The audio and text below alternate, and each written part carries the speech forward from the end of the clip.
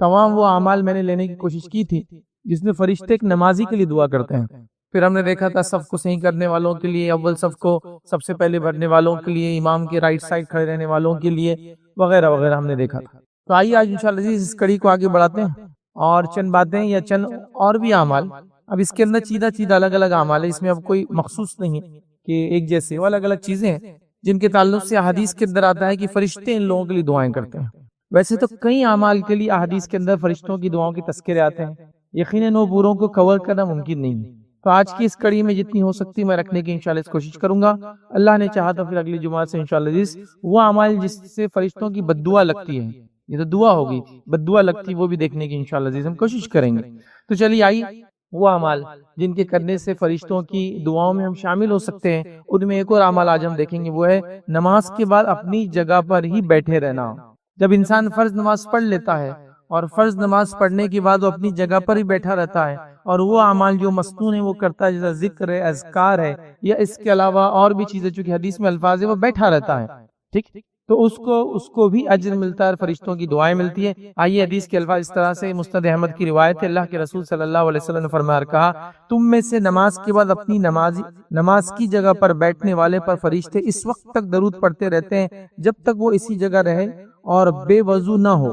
مطلب جب تک وہ اس جگہ بیٹھتا ہے اور جب تک بے وضو نہ ہوتا ہے تب تک کے لیے فرشتے دعا کرتے ہیں. اب وہ چاہے ذکر کے لیے بیٹھے، تلاوت قرآن کے لیے بیٹھے، کوئی اجتماع یا تقریر کے لیے بیٹھے، یا دینی علم سیکھنے کے لیے بیٹھے، لیکن وہ مسجد میں بیٹھتا ہے تو تب تک فرشتے اس کے لیے دعا کرتے ہیں. اور کیا دعا کرتے ہیں؟ اللہ کے رسول صلی اللہ علیہ وسلم فرماتے ہیں اور کہتے ہیں، وہ دعا کرتے ہیں، اے اللہ اس کو معاف فرمائے، اے اللہ اس پر رحم کر، اللہم اغفر لہ، اللہم ارحمہ، اے اللہ اس کی مغفرت کر، اے اللہ اس کو جو ہے معاف کر. یاد رکھیے تو لہٰذا مغفرت مطلب اس کے گناہوں کو معاف کر دے، یاد رکھیے، اور رحم کر مطلب اللہ تعالیٰ اس کو رحم کر، مطلب آخرت کے اندر یاد رکھیے دنیا میں اللہ رب العزت جو ہے وہ رحمان ہے، مطلب سب کو اس کے نعمتوں کا فائدہ ہوتا ہے. بارش برستی ہے تو سارے گھروں پر ایک ساتھ برستی ہے ایک شہر میں، لیکن اللہ رحیم صرف مومنوں پہ ہے روز قیامت. یاد رکھیے عمومی اس کی رحمت سب کو حاصل ہونے والی نہیں ہے، وہ خصوصی رہیں گی اور صرف مومنوں کے لیے. تو وہ دعا کرتے اللہ اس پر رحم کر، مطلب دنیا میں رحم کر، آخرت میں رحم کر. تو فرشتوں کی دعائیں تب تک ملتی ہے جب تک ایک آدمی نماز کے بعد نماز کی جگہ بیٹھا رہتا ہے، پھر مسنون اذکار ہے اور دیگر چیزیں کرتا ہے. تو ہم کوشش کریں مساجد کے اندر جانے کی، ٹھیک ہے، اور اس میں اول وقت آنے کا بھی دیکھ لیا، نماز میں رہنے کا ثواب ملا، اور بعد میں رکنے کا یہ ہے کہ فرشتوں کی دعائیں. تو نماز میں رہنے کا ثواب بھی ہے، فرشتوں کی دعائیں پہلے بھی ملی اور اس کے بعد بھی فرشتوں کی دعاؤں کا ایک انسان مستحق ہوتا ہے. تو لہٰذا ہم کوشش کریں کہ اگر وقت ہو ہمارے پاس، چونکہ آج کل مصروفیتیں ہیں، آفیسز ہے، اسکولز ہے، کالجز ہے، مختلف لوگوں کے انکم کی وجہ سے لوگ آگے پیچھے ہوتے ہیں، وہ ایک الگ بات، لیکن کوشش کرے انسان اگر وہ خالی ہے تو کئی لوگوں کو دیکھا جاتا ہے فری ہے تو نکڑ پہ کھڑے ہیں، چوراہوں پہ کھڑے ہیں، کیوں نہ مسجد میں نماز کے واسطے بیٹھا جائے ایک لمبے عرصے تک، تاکہ اجر و ثواب کے ہم مستحق بنے بہرحال. تو یہ ایک عمل تھا. آئیے اور ایک عمل دیکھتے ہیں جس کے کرنے سے فرشتوں کی دعاؤں کے ہم جو مستحق ہوتے ہیں، یہ فرشتے ہمارے دعا کرتے ہیں، وہ ہے ختم قرآن کرنے والوں کے لیے فرشتے دعا کرتے ہیں. اس کا معنی یہ ختم قرآن مطلب ایک انسان قرآن پڑھ رہا تھا، اس نے قرآن کو چالو کیا الحمدللہ رب العالمین سے، اور وہ خاتمے تک جا رہا ہے، مطلب سورہ فاتحہ سے شروع کر رہا ہے اور سورہ ناس پر ختم کر رہا ہے. اور پہلے زمانے میں یہ بات بالکل عمومی طور سے کی جاتی تھی، یاد رکھیں. اسی اعتبار سے قرآن کے اندر، اسی اعتبار سے دیکھیں نبی اکرم صلی اللہ علیہ وسلم کے زمانے میں قرآن میں بہت ساری چیزیں نہیں تھی جو آج آپ دیکھتے ہیں لکھنے کے اعتبار سے. مطلب یہ کہ وہ جو رکوع، اس کے بعد منزلیں، اس کے بعد پارا، یہ آپ دیکھتے ہیں نا، اس کے بعد نصف، جو سورہ کہف کے اندر یہ تلطف دیکھیے آپ دیکھیں گے تو وہ تھوڑا بڑا لکھا ہوا رہتا ہے، چونکہ وہاں ایگزیکٹلی قرآن آدھا ختم ہوتا ہے، ہاف قرآن ختم ہوتا ہے وہاں، تو وہ نصف بولتے ہیں اس کو، تو ہاف قرآن یہ آپ سب دیکھیں گے. تو یہ کیوں بنائے گئے؟ یہ پہلے زمانے میں نہیں تھی، اس اعتبار سے تھے. رکوع سے مراد یہ کہ ایک رکعت میں کتنا پڑھ لے تو رکوع بنا دیے گئے تھے. اسی طرح ایک انسان جو ہے مہینے میں قرآن ختم کرے تو پارے بنا دیے گئے تھے. مطلب یہ نہیں کہ اس کو قرآن ویسے ہی تھا، صرف اس کو کہ بھائی یہاں سے یہاں تک پڑھے تو ایک ایکولی 30 ڈیز میں ڈسٹریبیوٹ کر دیا گیا تھا. پھر منزلیں بنا دی گئی تھی اس 7 قرآن میں، تاکہ 7 ڈیز میں کسی کو ختم کرنا ہو تو 7 منزلیں ہیں، ٹھیک. تو اس اعتبار سے یہ سب کیا گیا تھا. تو پہلے زمانے میں لوگ قرآن کو ختم کرنے کی عموماً عادی تھے، یاد رکھیے، بہت زیادہ کثرت سے پڑھتے تھے. تو ظاہر سے جب وہ سورہ فاتحہ سے سورہ ناس سے پہنچ رہے تو جس وقت قرآن ختم ہو رہا ہے، جس وقت، تو اس وقت سے لے کر اگر صبح کرا تو شام تک، شام کرا تو صبح تک فرشتوں کی دعائیں حاصل ہوتی ہیں. تو آئیے اللہ کے رسول صلی اللہ علیہ وسلم کیا فرماتے ہیں، سنن دارمی کی روایت، آپ نے فرمایا جب ختم قرآن رات کے ابتدائی حصے میں ہو اور چونکہ عموماً اس زمانے میں قرآن مصروفیت دن میں ہوتی حلال روزی کی، تو یہ کام رات میں زیادہ کرتے تھے. تو بہرحال آپ فرما رہے ہیں جب تم ختم قرآن رات کے ابتدائی حصے میں ہو تو فرشتے صبح ہونے تک اس پر ختم قرآن کرنے والے پر درود بھیجتے، مطلب دعائیں کرتے ہیں رہتے ہیں. اور اگر ختم قرآن رات کے آخری حصے میں ہو، مطلب تہجد کے وقت، سحر کے وقت جس کو کہیں گے، اگر اس وقت ہوتا ہے تو شام تک، مطلب اس کا پورا دن شام تک فرشتے اس کے لیے درود بھیجتے رہتے ہیں. قرآن کو ختم کرنے والا، مطلب سورہ فاتحہ سے شروع کر کے سورہ ناس تک پڑھنے والا، جس وقت اس کو سورہ ناس میں ختم کرے گا تو اس وقت جب ختم ہوں گا اس وقت سے لے کر تو اس کی شام میں ہے تو اس کی صبح تک فرشتے اس کے لیے دعا کرتے ہیں. یاد رکھیے. اور فرشتوں کی دعا ہم نے دیکھا اس کی مغفرت کے لیے ہوتی ہے، اس پر رحم کے لیے ہوتے ہیں، دنیا میں مشکل آسانی کے لیے ہوتی ہے، اور کئی بہرحال تو فرشتے دعائیں کرتے ہیں. تو لہٰذا ہمیں چاہیے کہ ہم ختم کو قرآن کو بترتیب پڑھیں، سورہ فاتحہ سے سورہ ناس، اور اس کو ختم کرنے کی کوشش کریں. یہ بڑی جس کو ہم کہیں گے بری چیز ہے جو آج کے زمانے میں دیکھی جا رہی ہے کہ لوگ بڑی بڑی ڈائجسٹ، بڑی بڑی کوشچنرز یا سوال و جواب کی کتابیں، اس کے علاوہ بڑی بڑی سلیبس کی بکس، اس کے علاوہ بڑی بڑی کتابیں جو پروفیشن سے ریلیٹڈ ہوتی جس سے ان کو دنیا کا فائدہ ہوتا ہے، وہ تمام چیزوں کو پڑھتے ہیں، کھنگالتے ہیں، لکھتے ہیں، ٹک مارک کرتے ہیں، بک مارک کرتے ہیں، یاد رکھتے ہیں اور اس کو سہت کے رکھتے ہیں. لیکن ابھی قرآن سے وہ محبت اور وہ ربط، وہ ضبط ہمارا نہیں رہا کہ یہ بار بار ختم ہو رہا ہے. سوچئے، میں کسی بھی الزام نہیں ڈال رہا ہوں، میں بھی اپنے آپ کو اس میں شامل کر رہا ہوں. سوچئے آخری بار قرآن ہم نے کب ختم کیا تھا صرف اس طرح کا آخر تک؟ آخری بار. وہ خوش نصیبی لوگ ہیں جو قرآن کو پڑھ رہے ہیں اور اس کو وقتاً فوقتاً اپنی زندگی میں ختم کر رہے ہیں. میں تو اپنے تقریروں میں یہ بھی کہتا ہوں کبھی کبھار، کم از کم یہ تو ہو اس سال میں ایک بار قرآن کو سورہ فاتحہ سورہ ناس تک پڑھا جائے، کم از کم ایک بار. رمضان کے علاوہ، رمضان میں تو سن ہی رہے اور پڑھ بھی رہے تو پڑھیے، لیکن کم از کم رمضان کے علاوہ ایک بار تو کم از کم. یہاں تو 30 پارے اس لیے بنائے گئے تھے کہ 30 دن میں ختم ہو، 7 منزلیں لکھی گئی تاکہ 7 دن میں ختم ہو. چلیے وہ سب اب نہیں ہو پا رہا ہے، ایک بار تو. اور اس سے بھی زیادہ افسوسناک بات وہ ہے، اللہ کرے کہ ایسا نہ ہو کسی کے ساتھ جو قرآن پڑھنا ہی نہیں جانتا ہو یا پڑھنا سیکھا ہی نہ ہو، یہ سیکھا تو بھول گیا ہو اور اب چاہتا بھی تو نہیں پڑھ سکتا ہے. کتنی بری بات. تو لہٰذا یہ کوئی بدنصیبی نہیں ہے، فوراً اپنی زندگی کے روش کو بدلے، سیکھنا شروع کر دیں. کوئی ایسا کوئی بڑی چیز نہیں ہے نا. دنیا کی شرمندگی ان کی تھوڑی بہت ہو سکتا، کسی کے پاس جاتے بولیں گے اتنے بڑے ہو گئے نہیں سیکھ پائے، کوئی مسئلہ نہیں، لیکن آخرت کی شرمندگی سے تو بچ جائیں گے نا. لہٰذا پڑھنے کا معمول بنائیں، بڑی اہم چیز ہے. چونکہ نماز پڑھیں گا تو قرآن پڑھنا ہے، اس میں کئی دعائیں جو قرآن سے ثابت ہیں، قرآن کی مخصوص دعائیں اور مخصوص الفاظ کی کیا فضائل ہیں، اس پہ پورے میرے ایک لیکچر سے قرآن کے مخصوص الفاظ کے فضائل، قرآن کے مخصوص آیتوں کے فضائل یاد رکھیں، قرآن کی مخصوص جملوں کے فضائل.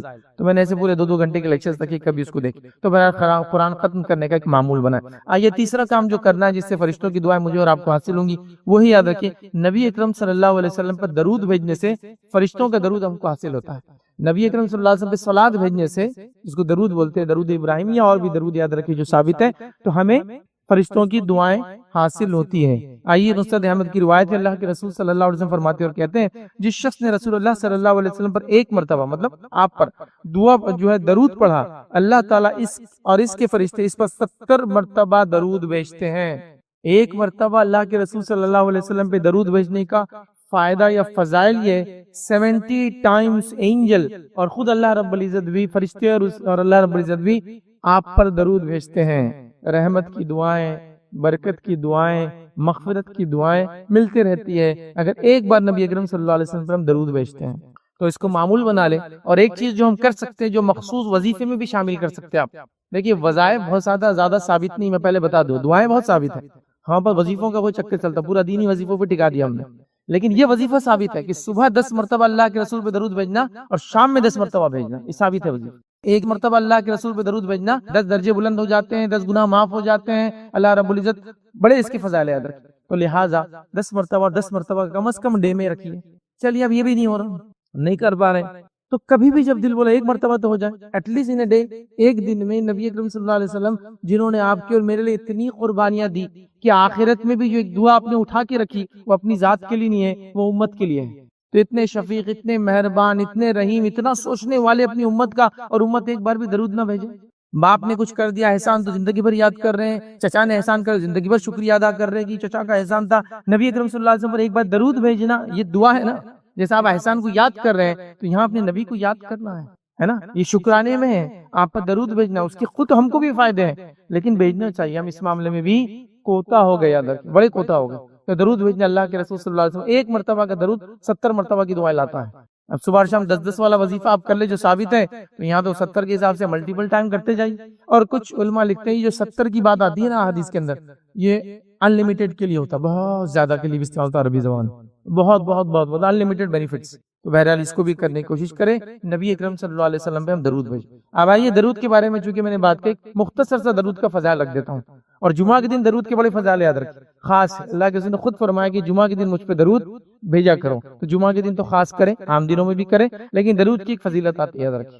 وہ کیا ہے؟ بڑی فضیلت ہے. ابی بن کعب رضی اللہ عنہ یہ فرماتے اور کہتے ہیں، میں نے نبی کریم صلی اللہ علیہ وسلم کا سوال کیا، یا رسول اللہ صلی اللہ علیہ وسلم میں آپ پر بہت زیادہ درود پڑھنا چاہتا ہوں، تو اپنی دعاؤں کا کتنا حصہ دعا کا رکھوں اور کتنا حصہ درود کا رکھوں؟ مطلب میں آپ پر درود بھیجنا چاہتا ہوں، تو میں جب دعا کرتا ہوں اللہ تعالیٰ سے اپنی حاجت طلب کرتا ہوں، تو کتنا پارٹ اپنی دعا کروں اور کتنا پارٹ آپ پر درود بھیجوں؟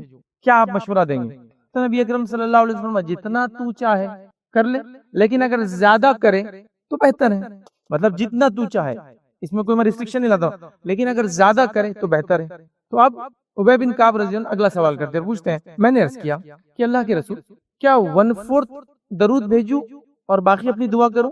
مطلب 1/4، مطلب اگر کوئی چیز کے 4 حصے ہیں تو ایک حصہ میں آپ پہ درود بھیجوں، 3 حصے اپنی دعا کروں. مطلب اگر 4 دعائیں آپ کو کرنا ہے تو 1 درود ہے اور 3 دعائیں ہیں، تو کیا میں 1/4 درود بھیجوں اور یہ کروں؟ تو اللہ کے رسول صلی اللہ علیہ وسلم فرمایا تو جتنا پسند کرے بہتر ہے، لیکن زیادہ کرے تو اچھا ہے. تو پھر انہوں نے اگلا سوال کیا، اللہ کے رسول آدھا بھیجو پھر؟ مطلب اگر 4 دعائیں کرنا ہے تو 2 درود اور 2 ہی دعائیں کروں، مطلب 2 اس میں اپنی دعا اور 2 آپ پہ درود. تو اللہ کے رسول صلی اللہ علیہ وسلم فرمایا تو جو بہتر سمجھے، جو پسند کرے اتنا بھیج، لیکن زیادہ بھیجے تو بہتر ہے. پھر وہ اگلا سوال کرتے ہیں اللہ کے رسول صلی اللہ علیہ وسلم کہ 2/3 کر دوں، 2/3 اپنی دعا کا درود اور 1/3 اپنی دعا. مطلب اگر ایک چیز ہے اس کے 3 حصے کر دیا جائے تو 2 حصے درود اور 1 حصہ کیا میں اپنی دعا کروں؟ تو نبی اکرم صلی اللہ علیہ وسلم فرمایا تو جو پسند کرے وہ بہتر ہے، لیکن اگر زیادہ کرے تو اچھا ہے. مطلب اس میں اور مزید اضافہ کرے تو اچھا ہے. تو فرماتے اللہ کے رسول صلی اللہ علیہ وسلم میں اپنی اب دعا ہی نہیں مانگوں گا، میں صرف آپ پر درود بھیجوں گا جب بھی مجھے کوئی مسئلہ ہوتا. تو نبی اکرم صلی اللہ علیہ وسلم فرماتے ہیں، اور آپ نے جب کہا کہ میں اپنی دعا کے بجائے صرف آپ پہ درود بھیجوں گا، تو آپ نے فرمایا تو پھر تو تمہارے غموں کی کفایت کی جائیں گی اور تمہارے گناہ معاف کر دی جائیں گے. پھر تو تمہارے غموں کی کفایت کر دی جائیں گی. دعا انسان مانگتا ہے نا، پریشانی کے لیے مانگتا ہے، حاجت کے لیے مانگتا ہے تو غم ہے، تو تمہاری غموں کی کفایت کی جائیں گی اور تمہاری مغفرت کی جائیں گی. 2 بینیفٹ مل جائیں گے، مطلب گناہ معاف کر دی جائیں گے اور سارے مسائل حل ہو جائیں گے. مطلب جو دعا مانگنا تھی درود بھیج دو، ہو گیا. اس لیے آپ دیکھیں گے اہل عرب میں یہ خاص ہے، کوئی بھی چیز بھولیں گے، کوئی مصیبت آئیں گے، کچھ ہوں گی تو درود پڑھنا شروع کر دیں گے، دعا نہیں کرتے کبھی. اللہم صلی علی محمد، مثال کے طور پر آپ کسی عروض ہو جائے، ارے فلاں چیز کہاں ہے، اللہم صلی علی محمد وعلی آل محمد، وہ دعا درود شروع کر دیں گے. مطلب وہ دعا کر رہا ہے ایکچولی وہ، لیکن وہ درود کی شکل میں کر رہا ہے. اس حدیث کے ماتحت کہ میں اپنی دعا کیوں کروں، میں سیدھا درود بھیجوں گا تو میری غموں کی کفایت کی جائیں گے، میری مغفرت کی جائیں گے، تو میرے 2 فائدے ہو جائیں گے. آپ سمجھ رہے ہیں؟ تو درود پڑھ دینا فوراً. تو ان میں وہ عادت ہے، بہرحال ایک چونکہ وہ کلچرل ہے، علم رکھتے ہیں تو ان کے اندر وہ سب چیزیں کلچرل ہے. یاد رکھیں ہمارے پاس ایسی عادتیں، اللہ رحم کرے، برائی، گالی گلوچ، دوسرے گندے الفاظ کے لیے ہم کو بائی ڈیفالٹ یاد ہے، اچھائی نہیں نکلے گی منہ سے. اگر کسی نے آپ کو ستا دیا تو آپ اس کو کبھی خاموشی اختیار کریں گے یا خیر کی دعا نہیں کریں گے، بد دعا دے دیں گے فوراً. ہم نے عادت بنا لی، لیکن اچھی بات نہیں ہے.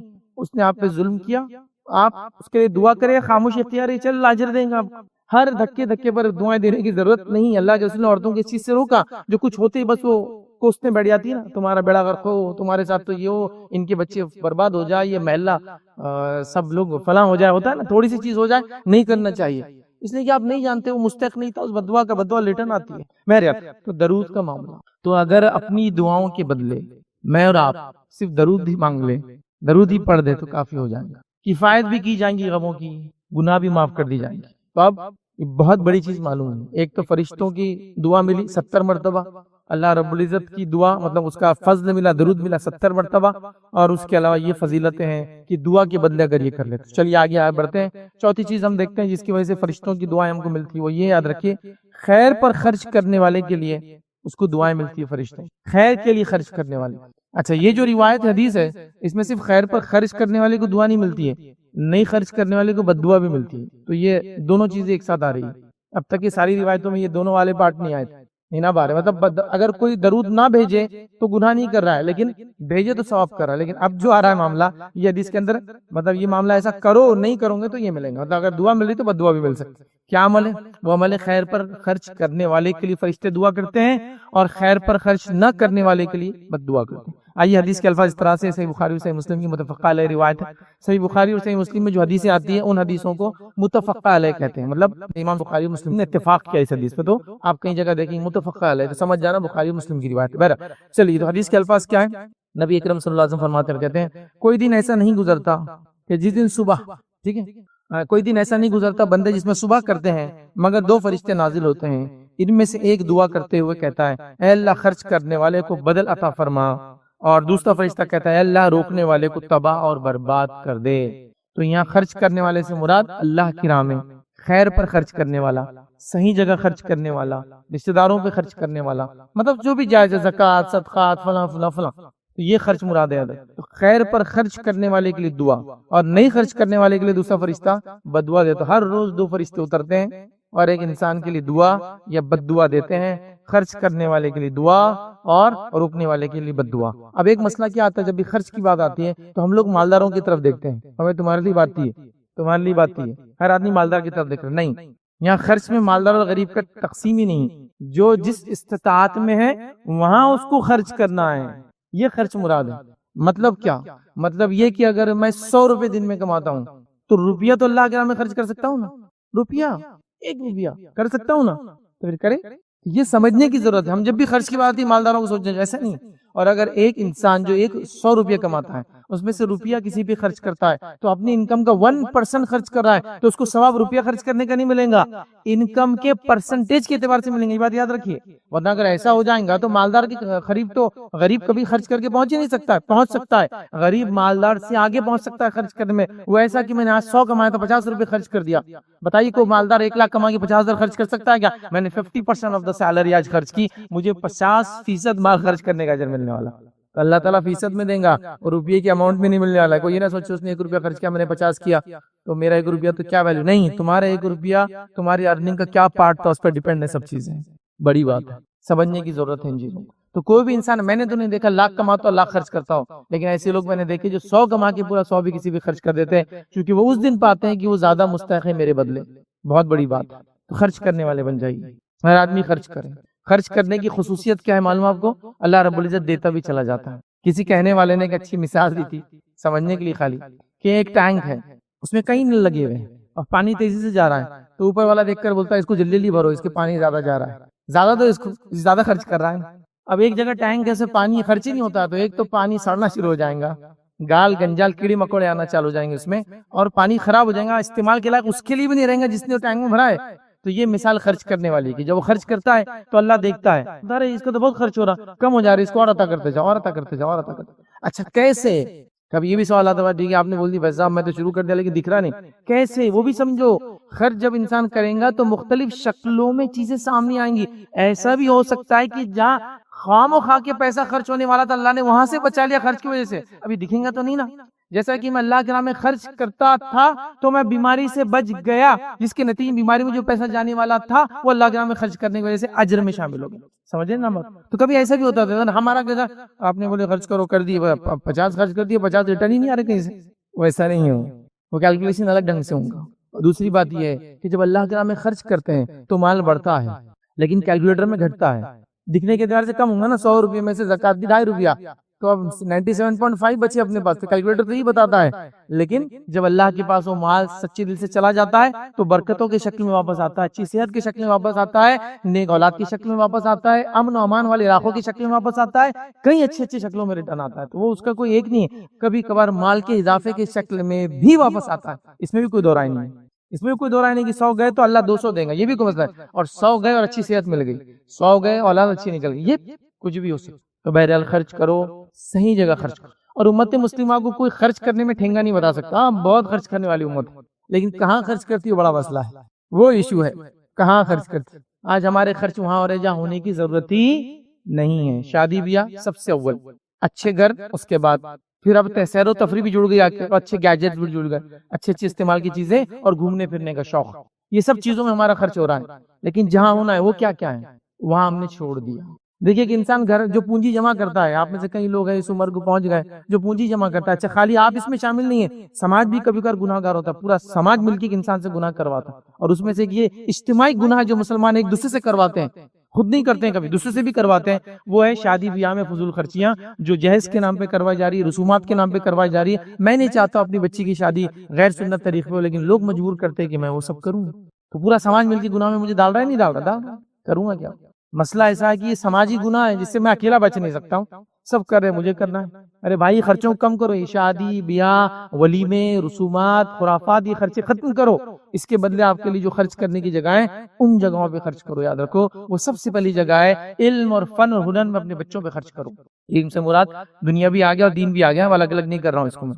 سب سے پہلا مستحق جہاں پیسہ خرچ ہونا یہ ہے، چونکہ اگلی نسلیں جب علم اور ہنر اور فن میں آگے رہیں گی تو وہ اور کمائیں گی اور اپنی اگلی نسلوں کو لے کر چلیں، یہ بڑی اہم چیز ہو گئی۔ اس کے علاوہ آپ کی خرچ کے مستحق ہیں پھر وہ لوگ جن کو اللہ رب العزت نے دنیا کے اندر مال کا مستحق بنایا ہے، ان پہ خرچ کرو۔ ان میں سب سے اول وہ یتیم بچے جن کے پاس مال نہیں ہے، وہ بیوہ عورتیں جو یتیم بچوں کو پال رہے پریشان حال ہے، وہ اس کی مستحق ہے۔ پھر آپ کے دیگر رشتہ دار اور دیگر لوگ سماج ان کو کھلاؤ پلاؤ پہناؤ۔ اور شروعاتی زمانے میں یہی سب ہو رہا تھا، صحابہ کا اصل مال اسی پہ خرچ ہوتا تھا، اسی پہ ہوتا تھا۔ آج ہمارے خرچ کا معاملہ ہی الگ ہے۔ ماں عائشہ بیٹھی ہے، اللہ کے رسول صلی اللہ علیہ وسلم کے دنیا سے جانے کی بات ہے، آپ کی وفات کے بعد کسی نے 1,00,000 روپیہ 1,00,000 درہم تحفے میں بھیجا۔ ظاہر سی بات ہے امہات المومنین میں سے، تو اللہ کے رسول صلی اللہ علیہ وسلم کی خاندان کو یا خانوادے کو زکوٰۃ نہیں چلتی ہے، صدقہ بھی نہیں چلتا ہے، تحفے تحائف دینا پڑتے ہیں۔ تو کسی نے 1,00,000 مطلب 1,00,000 اشرفی سمجھ لیجیے عام زبان میں، وہ گفٹ میں دیا، تحفے میں بھیجا اپنی ماں کو کہ مائی آپ اس کو استعمال کیجیے۔ اب یہ ہوا کہ مائی عائشہ نے اپنی جو لونڈی کو بلایا، اس زمانے میں غلام وغیرہ کا سسٹم تھا، کہا اس کو دے کے آؤ، اس کو دے کے آؤ، اس کو دے کے آؤ، اس کو دے کے آؤ، اس کو دے کے آؤ، جو بھی آپ نے ترجیحات تھی وہ غریب یتیم مسکین معذور بے سہارا پڑوسی فلاں فلاں فلاں آپ نے وہ کیا۔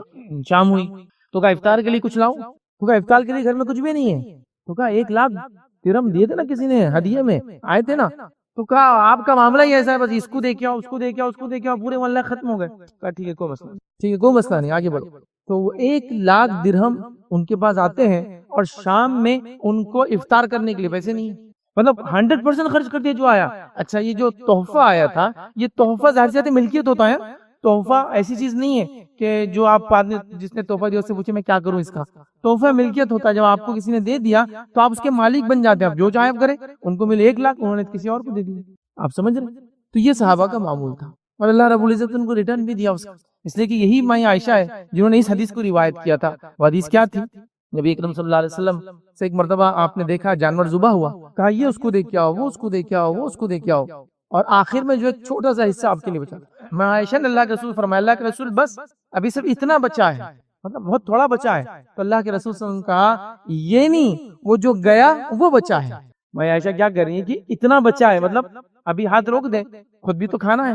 تو اللہ کے رسول کیا فرما رہے، یہ نہیں بچا، یہ تو سیلف خرچی میں آئے گا، وہ بچا ہے جو گیا ہے۔ مطلب کیا ہوا سمجھیے بات۔ اگر میں آپ سے کہوں کہ ایک کمپنی اس میں آپ کو انویسٹ کرنا ہے، میں بالکل بھی یہ کہوں گا نہیں کبھی، اور میں نے زندگی میں کہا بھی نہیں یاد رکھا، لیکن اگر آپ سے کہوں ایک کمپنی انویسٹ کرنا ہے، ریٹرنز 700 ٹائمز منیمم، جتنا ڈالوں گے اس کا 700 گنا ملے گا کم از کم، اس کے بعد اور بھی بڑھ سکتا ہے، مور دین 700 بھی ہو سکتا ہے، ایک ڈالنا ہے بس۔ لمٹ یہ ہے کہ آنکھ بند کرنے کے بعد ملتا ہے، وہ آنکھ بند کرنے سے پہلے نہیں ملتا ہے، مطلب دنیا سے جانے کے بعد اس کے ریٹرن سے، مطلب اس کا لاکنگ پیریڈ آپ کی زندگی ہے۔ دنیا میں ہوتا ہے 5 سال 10 سال ریٹائرمنٹ، ویسا نہیں، اس کی لاکنگ پیریڈ ہے آپ کی life I notice 700 times and more than that, مطلب اس سے بھی زیادہ، ملٹیپل آف 700 ٹائمز، 700 کا کئی گنا زیادہ آپ کو ملنے والا ہے۔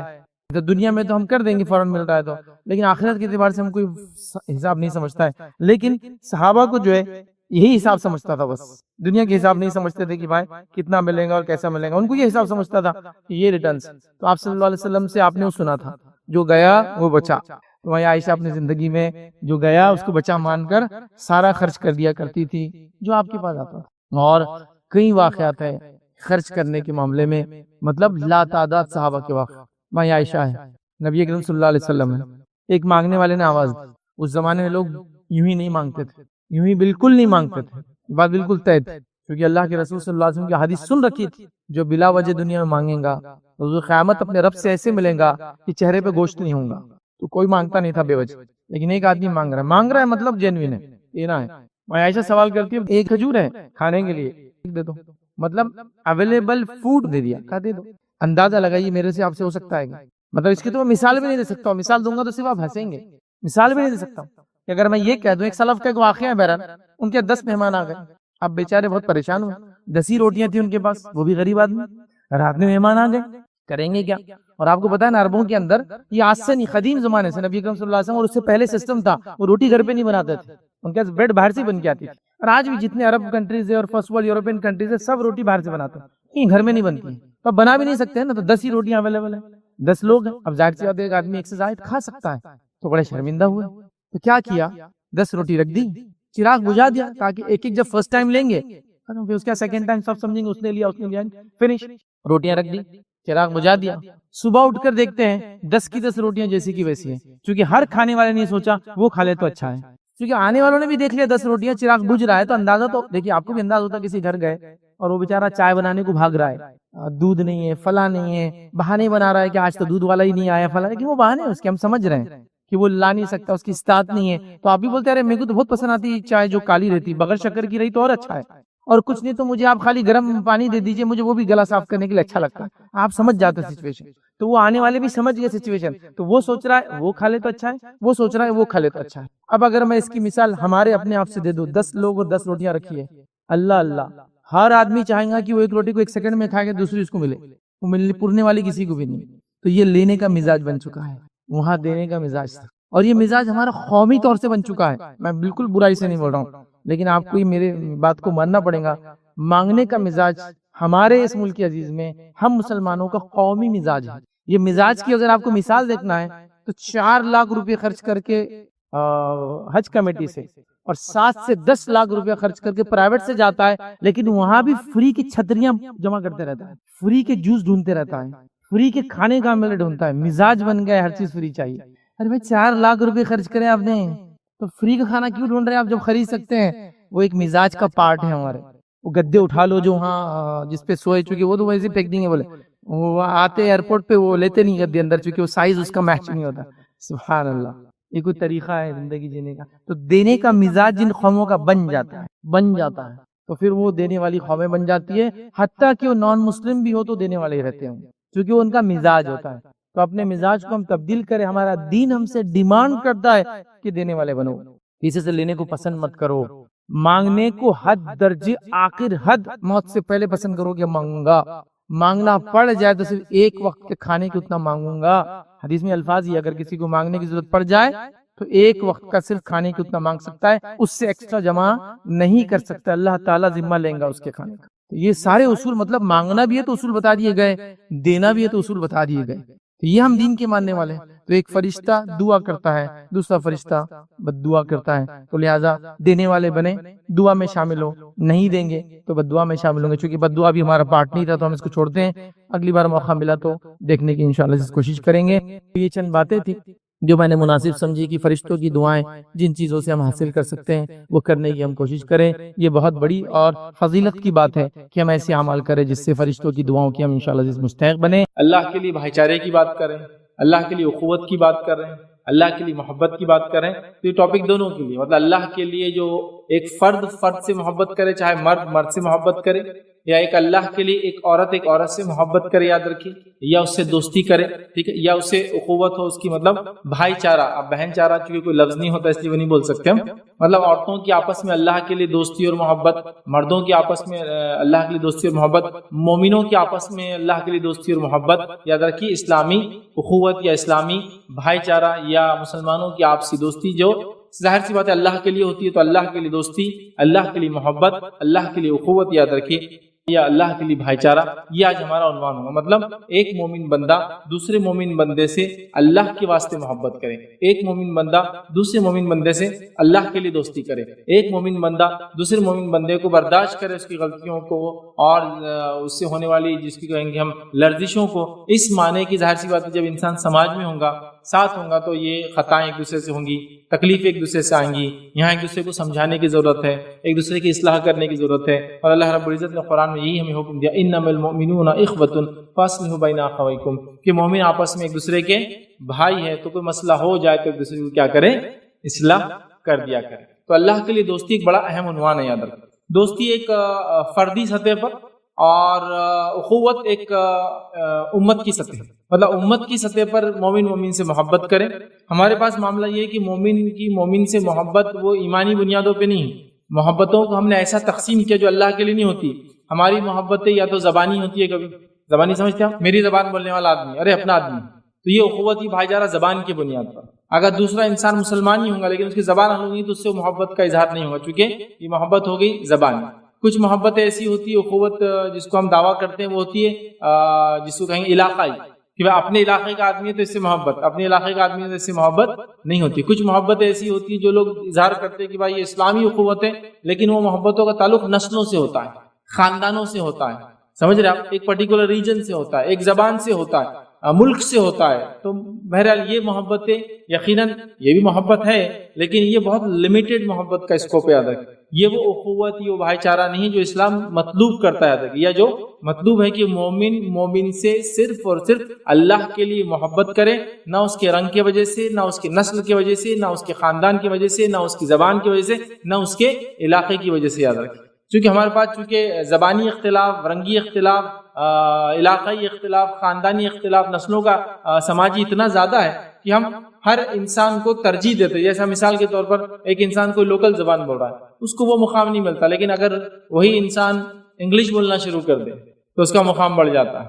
ایک انسان فلاں ملک میں رہتا ہے، اس کا کوئی مقام نہیں رہتا ہے، ایک انسان فلاں ملک میں رہتا ہے، اس کو بڑا اونچا سمجھا جاتا ہے۔ تو گویا ہماری اخوت، ہمارا بھائی چارہ یہ کبھی کا رنگ کی بنیاد پہ بھی ہوتا ہے۔ میں رنگ جو کہہ رہا ہوں یہ عام اعتبار سے نہ لے، لیکن جو نسلی رنگی اختلاف جو جس کو کہیں گے عالمی سطح پر چلتا ہے نا، بلیک، وائٹ اور براؤنز کا، مطلب بلیک بولے تو وہ جو افریقن ممالک سے تعلق رکھتے ہیں، وائٹ سے مراد وہ جو اپنے آپ کو سپر اسپیشل ریس سمجھتے ہیں، یاد رکھیے، یوروپینس اور امریکنس، ٹھیک ہے، اور براؤن سے مراد ایشینس عام طور سے، ٹھیک۔ تو بہرحال یہ بنیاد پہ تو لوگ کئی بنیادوں پر اخوت بھائی چارہ قائم کرتے ہیں، لیکن میں جو بھائی چارے کی اور محبت کی بات کر رہا ہوں یہ اللہ کے لیے ہوتی ہے۔ یہ نہ رنگ دیکھتی ہے، نہ نسل دیکھتی ہے، نہ علاقہ دیکھتی ہے، نہ زبان دیکھتی ہے، نہ کوئی چیز دیکھتی ہے، ایون جنس بھی نہیں دیکھتی۔ مطلب یہ کہ ایک مومن مرد دوسرے مومن عورت سے محبت کرتا ہے، اور ظاہر سی بات ہے اگر وہ کسی مصیبت میں مل جائے تو اس کی مدد کر دیتا ہے، اگر غلط راستے پہ دیکھے تو اس کی اصلاح کرنے کی کوشش کرتا ہے نا۔ یہاں تو کچھ بھی نہیں دیکھا جاتا ہے، مطلب یہ ایک ایسا بھائی چارہ، اللہ رب العزت نے یہی بات کہی سورہ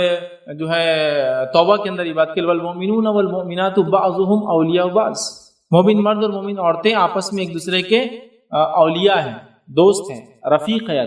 لیکن ظاہر سی بات ہے یہ دوستی اور رفاقت ودن شریعہ باؤنڈریز ہی ہوں گی، ظاہر سی بات ہے۔ ہم لوگ تو جب امت مسلمہ کی بات کریں، اللہ کے لیے محبت کی بات کریں، تو یہ محبت کسی علاقے، کسی رنگ، کسی نسل، کسی زبان، کسی چیز کو نہیں دیکھتی، یہ خالص اللہ کے لیے ہوتی ہے۔ اور اللہ کے لیے مومن بندہ جو ہے دوسرے مومن سے دوستی کرتا ہے، اللہ کے لیے مومن بندہ دوسرے مومن بندے سے محبت کرتا ہے، اللہ کے لیے جو بھائی چارہ ہونا چاہیے وہ بھائی چارہ قائم کرتا ہے۔ اور آج اس بھائی چارے کی امت مسلمہ کو بہت سخت ضرورت ہے، یاد رکھیے، بہت سخت ضرورت ہے، چونکہ ہم نے جس انداز سے نسلی بنیادوں پہ اپنے آپ کو بانٹ لیا، جس انداز سے سماجی بنیادوں پہ اپنے آپ کو بانٹ لیا، جس انداز سے علاقائی بنیادوں پہ اپنے آپ کو بانٹ لیا، کہ حالت یہ ہے، آپ کو پتا ہونا چاہیے کہ ایک ہی جس کو کہیں گے علاقے کے دو لوگ ہیں، ہو سکتا ہے آگے چلے جائے 500,000 سال پہلے تو دونوں کے والدین بھی ایک ہوں گے، لیکن چونکہ ایک دیوار کھینچ گئی جس سے ایک ملک ادھر ہو گیا اور ایک ملک ادھر ہو گیا، دونوں ایک اپنے آپ کو افضل سمجھتا ہے، دوسرے کو مفضول سمجھتا ہے۔ اب میں کیا بولوں، ایک ہی نسل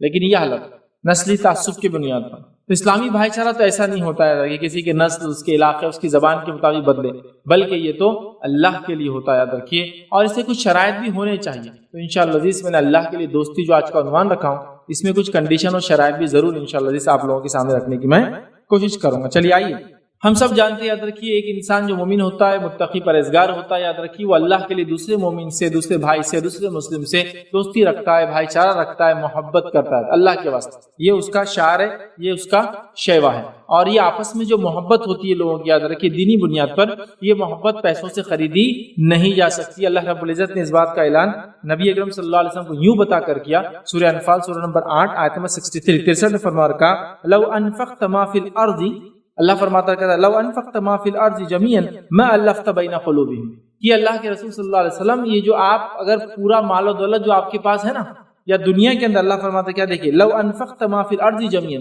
کہ نبی اگر تم جو کچھ زمین کے اندر ہے وہ سب بھی اگر خرچ کر دیتے تو صحابہ میں جو محبت ہے محبت کو تم پیدا نہیں کر سکتے، یہ جو الفت ہے ان کے اندر آپس میں، دیکھیے کیا فرمایا اللہ نے ما فی الارض جميعا ما الفت بین قلوبہم، ان کے دل میں تم محبت نہیں ڈال سکتے تھے۔ پھر اللہ نے فرمایا کا ولکن اللہ الف بینہم، یہ تو اللہ تھا جس نے ان کے دلوں محبت ڈال دی، تو پتہ چلا مومن مومن سے محبت کرتا ہے، یہ اللہ کی ایک عظیم نعمت ہے جو اللہ تعالیٰ اس کو عطا کرتا ہے۔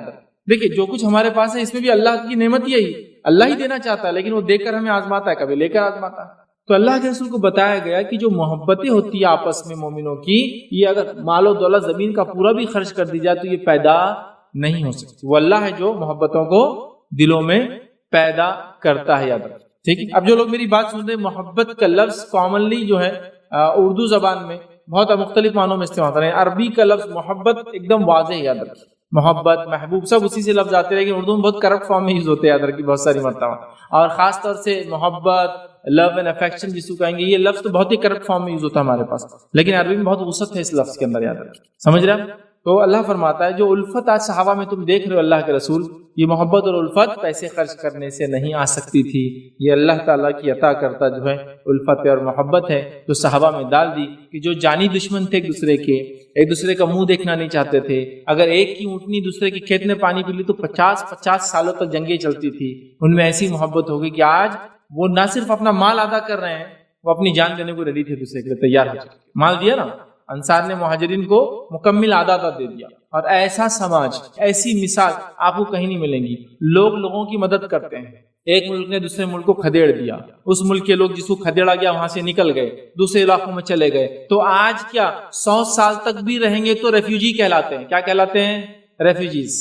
ہندوستان سے کچھ نکل کر جب اس ملک کا بٹوارا ہوا دوسرے ملک میں چلے گئے، آج بھی مہاجری کہلاتے بیچارے، لیکن یہ صحابہ کی ایک جماعت جو مکے سے نکل کر مدینہ آئی، وہ سیدھا حصے دار بن گئے مدینے والوں کے، آدھا دے دیا۔ تو اسلام نے یہ بھی بتا دیا کہ اگر کسی کو مطلب جس کو کہیں گے ریفیوجی والا سسٹم، ایک ملک سے دوسرے ملک آ رہے ہیں، اگر ان کی اس کمزوری اس لاچارگی کو ختم کرنا ہے تو ان سے بھائی چارہ قائم کر لیا جائے، اور بھائی چارہ یہ ہے کہ ان کو اپنا حصہ بنا لیا جائے، جیسے انصار نے مہاجر کو بنا لیا۔ اور یہ سب سے اچھی مثال ہے کہ ریفیوجیز کے ساتھ کیا سلوک کرنا چاہیے، وہ آپ کے مہمان ہیں، مطلب وہ ریفیوجی نہیں ہے، آپ وہ مہمان ہے، اور مہمان کے ساتھ ان کو حصہ دار بنا دو، تھوڑے دن بعد وہ نسلیں خود کھڑے ہو کر اس ملک کے جو ہے آگے بڑھانے اور ترقی میں کام کریں گی۔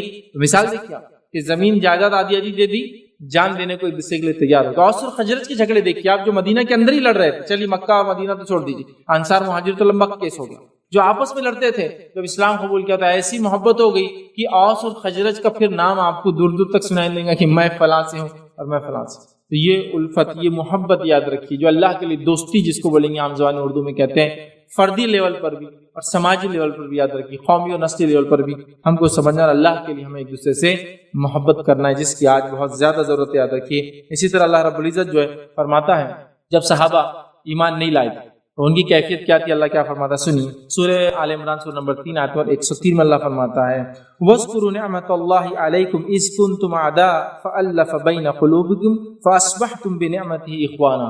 اللہ فرماتا ہے کہتا ہے وَاذْكُرُوا نِعْمَةَ اللَّهِ عَلَيْكُمْ، اس نعمت کو یاد کرو جو اللہ نے تمہارے اوپر کی، اِذْ كُنْتُمْ أَعْدَاءً، اور اللہ فرماتا ہے اور کہتا ہے اس مہربانی کا جب تم ایک دوسرے کے دشمن تھے، تم میں عداوتیں بھری ہوئی تھی، فَأَلَّفَ بَيْنَ قُلُوبِكُمْ، تو اللہ تعالیٰ نے تمہارے دلوں میں الفت ڈال دی، محبت ڈال دی، بھائی چارہ ڈال دیا ایک دوسرے کے لیے، دوستی ڈال دی ایک دوسرے کے لیے، ایسے دوست بن گئے فَأَصْبَحْتُمْ بِنِعْمَتِهِ إِخْوَانًا، اور تم اللہ کی اس نعمت سے، اس فضل سے بھائی بھائی بن گئے۔